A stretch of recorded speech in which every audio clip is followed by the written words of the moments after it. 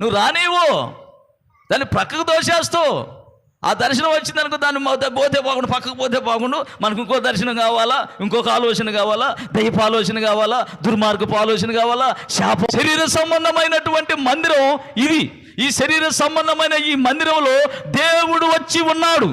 దేవుడు వచ్చి ఈ మందిరంలో ఒక రాయిగా ఉన్నాడు. ఇప్పుడు ఆ రాయి మీద నువ్వు కట్టబడాలి. నువ్వు కట్టబడితే నువ్వు ఆత్మ సంబంధమైన మందిరంగా కట్టబడతావు.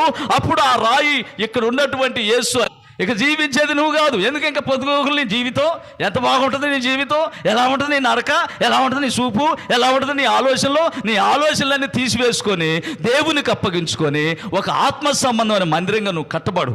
ఆలయంలోనికి ఆయన వస్తాడు. వస్తే ఇక ఆయనే నిన్ను నడిపించుకుంటాడు. ఆయనకు ఒక ఆలయంగా మనం కట్టబడాలి, ఆత్మ సంబంధమైన మందిరంగా కట్టబడాలని చెప్పని దేవుని వాక్యం మనకు చెలవిస్తుంది. అందుకని నీకు ఒక